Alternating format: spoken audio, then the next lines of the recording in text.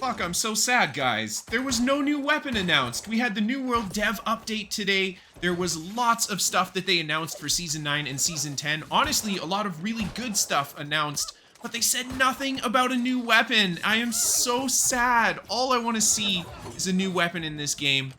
I mean, it's been like 2 years since the last weapon was added, and I thought by now, at least we'd get another weapon. So, yeah, part of me is still kind of huffing the copium and thinking, you know what? They're just waiting to tease or talk about the new weapon until a little bit closer to the weapon's actual release. I don't know. Just as a PvP guy, that is basically the biggest thing from any update for me, is whenever they add a new weapon. The new combat you can do with the weapon, the new builds that you can do, this is all stuff that I really like in New World. So, yeah, hopefully we do get to see a new weapon soon, and it's just a business decision of theirs not to announce it quite yet. Anyway, let's talk about what they did mention in this video that's upcoming for Season 9 and Season 10. Now, Season 9 is going to be at the end of this month, so it's coming up really soon.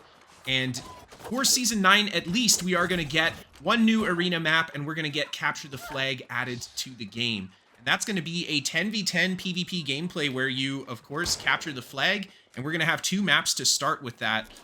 Now, on top of the PvP kind of stuff that they're adding there, we're also getting some more world bosses added to the rotation. Summer Medley Fair is back as well. Now, they also mentioned some stuff that they had in the works. One of them, which is very interesting to me, is the procedural dungeons. These are going to be basically randomized dungeons, and I'm not sure when we'll see this. Maybe Season 10? I don't know. It's really up to AGS when we get to, but that is really cool because I feel like it adds a replayable PvE game loop that this game is sorely lacking. So we'll see how it ends up going with the procedural dungeons, but I really feel like there is a big potential to fill a huge hole in New World with this particular piece of content. They also talked about adding a new zone, which is awesome. I mean, I can't be upset about that at all. And they're adding a new raid, which is not something that I do, but there's a lot of people out there that like to do the raids, so I'm sure they'll have fun with that one too. Now, on top of the content that they are working on for these upcoming seasons, they also mentioned a few changes that they're going to be making to the game. I'm assuming some of these changes are going to be coming with Season 9 and 10 as well. The first big one I want to talk about is the global crafting storage. That is massive. One of my biggest pet peeves with storage in this game is navigating all your different banks all the time. So making it a global crafting storage where everything's in one spot, oh my god, that will be insanely good for this game. They also mentioned that we're going to be able to save our attributes when we put different gear sets together, which is a huge deal. Now, don't get me wrong, it's not expensive to respec or anything, but it's kind of an inconvenience. I don't know. This is something people have been asking for a very long time, and I definitely see the merits of having something like this in the game. They said they're going to make some gear system changes, so they're going to add set bonuses and umbrals to the game. We might be able to upgrade our 700 gear score stuff in the near future. They're going to add new gear and chaseables as well to the existing content like mutations. And they are also doing a perk and balance change to shake up the meta. Of course, with every update, we're going to have a little bit of a shake up on the meta. One of the changes they did talk about that's coming this patch is the change to flail. 15% more healing if you don't pair the flail with a life staff, 50% more healing if you aren't wearing heavy armor, and 15% more damage if you are not using a shield. This says future development Season 10 and beyond. This is exciting because this leads me to believe that we're going to see a rework of how shield works, and I really want to see that. I'll be totally honest. I would love to do like rapier shield or something like that, or have the option to try out builds with shields that we couldn't do before, maybe hatchet shield, dual wielding, that kind of stuff. At least the way that they worded this change, it makes me believe that they are going to be reworking how that aspect of the game is going to function. So hopefully we get to see something really cool come out of that. They also made some changes to the free-for-all zone. They're going to add a Scallywag's Curse, which basically means the longer you spend time near players in the free-for-all zone, the less damage you do, and the more damage you will take. They also doubled the rewards for doubloons in the zone. That is huge, and the chest interactions take half as long, so that's going to be nice too. But one of the biggest things that's changing with the free-for-all zone is the rewards from the doubloon shop. They are going to go up to 725 gear score more easily. That is so big. That is so big because for me personally, that's where I get a lot of my loot from because all I really do is PvP. Now, something that they did confirm as a change that's coming is haste reduction. So the haste cap is going to be reduced from 50 to 40%. And this is to help with hit registration and combat issues. I think this is a good change, honestly. As someone who plays a lot of haste builds, I don't think this is bad at all. I think 40% haste is more than enough to make you way faster than someone who does not have haste. If this helps with hit registration, my poor rapier, I am here for it. So I guess it looks like they are moving in the right direction for this game, at least. Baby steps, but in the right direction. So I'm really happy about that. And, you know, I'm really curious how they're going to shake up combat with all of the changes that they've proposed here. I know that the meta has been fairly stale for a while now, and adding a new weapon would be awesome for that, but I kind of get why maybe they don't want to add a new weapon if they're not at the moment, simply because they want to nail down how they're going to change some of these aspects of combat first. Anyhow, that's enough blabbing about all these changes that are coming. There's a link down below if you guys want to check out the dev video yourself and see everything that they talk about or hear everything that they talk about. And without further ado, let's get into some PvP commentary for the last half of this video. I hope you guys have been enjoying the fight so far. This fight here that I'm in at the moment, this is a very, very long OPR game that I had where things went really well for me. Look at this score, 19-1. Oh my god, I never have scores like that.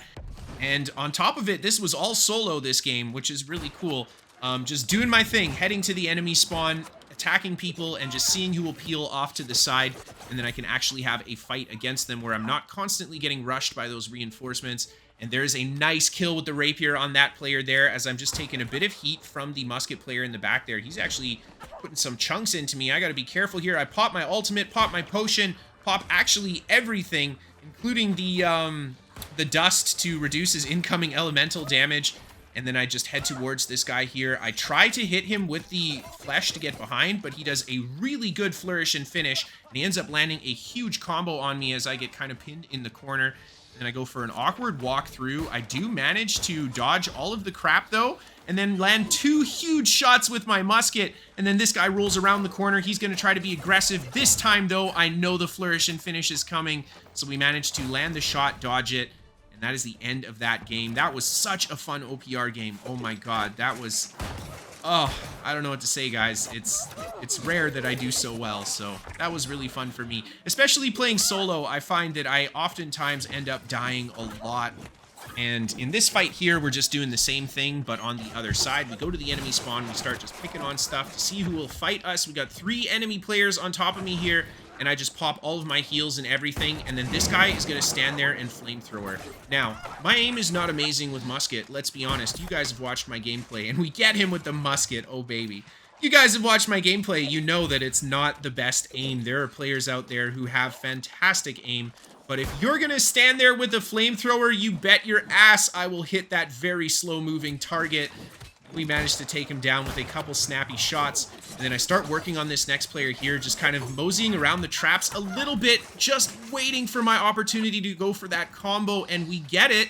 We land the combo. He almost dies from it, but the enemy spear player there puts a lot of damage into me, and unfortunately, I'm unable to stick out the rest of that combo. But that's okay. These guys actually end up retreating after that, so I follow him, and this guy goes back around the corner. We get him with big damage. I try to trade with the Void Gauntlet. Honestly, not the best idea, but he was standing in the trap, so we definitely could try to trade with the Void Gauntlet there. And there is the musket shot to finish him off. And then moving on to the next clip here, the Ice Mage right away hits me with the Immobilize, and then he just goes for the screen. We do dodge the screen, which is great, and we do a good job trading with him while we're kind of immobilized there using the Rapier. And then I hit him with 2 traps. Oh my god, after the first trap, we go for the second, and he goes for the Entomb right away to purge it off. More enemy players start coming into the fight, and I take a lot of pressure, but just that crazy healing power, man. I'm actually playing quite a high damage musket build, but we are running 100 con. and we have around 7 or 8% less damage than a fully built glass cannon musket player. So it's not like we don't hit hard. We don't hit quite as hard as a full glass, 9k health player will, but at the cost of that little bit of damage, we get a huge increase in health, a huge increase in healing because that scales from the health as well. And just in the gameplay, I find my survivability is so much better. I can stick out kills better simply because I'm not dying right away when I get attacked. So yeah, I gotta say, I feel like this is better than a full glass cannon musket. Maybe that's just my opinion. I'm sure that the guys who swear by glass cannon musket might not agree with it. I'm sorry, guys. This is just my preferred playstyle. Anyway, here's a look at the build that I was running. 350 dex, 200 intel, and 100 in con. Yeah, gotta have that con, man. It makes a huge difference. You could go less con if you want. You could do the 300 dex, 350 intel, full glass setup. It's totally up to you. But either way, the rest of the build won't change. I would still run the same perks or rapier tree that I have here, as well as the same musket tree that I have here for you guys as well. And then when it comes to gear, the only piece is the shirking heals. If you're playing a full glass cannon musket, maybe don't try to stack all 5 shirking heals. Having a few on doesn't hurt, but once you start getting more health, shirking heals becomes more and more valuable for you. So I think because we have that 13k health, definitely 5 out of 5 shirking heals. Anyway, taking a look at the gear here, the weapon, the narwhal tusk with sundering stacks, fantastic. And then I've got shrapnel with arboreal attunement. The reason I run this combo is because it's the easiest to get. I don't have a 725 musket that has good perks outside of shrapnel, and shrapnel actually has really good perks for a 725 musket. Now, for the armor, you definitely want to have hasted vigor, vital synergy, accelerating traps, leeching flurry, and shirking energy. Outside of that, you're basically just going to stack refreshing and shirking heals. Very simple. Winged leather shoes as the artifact of choice here, just for that additional damage. You could go for the old crown. I was running that when I was playing the full glass build, but since we are not on a full glass build, the old crown is a little bit less important, I think, for the defensive stuff that it adds, and we can go a little bit more into offense with the winged leather shoes. And then that jewelry is just perfect for this build. Absolutely amazing. Anyway, guys, I will do a proper build video for this really soon because I have still made some changes to it. I would love to hear what you guys think about the Season 9, Season 10 announcements, and I would also love to hear what you guys thought about this build.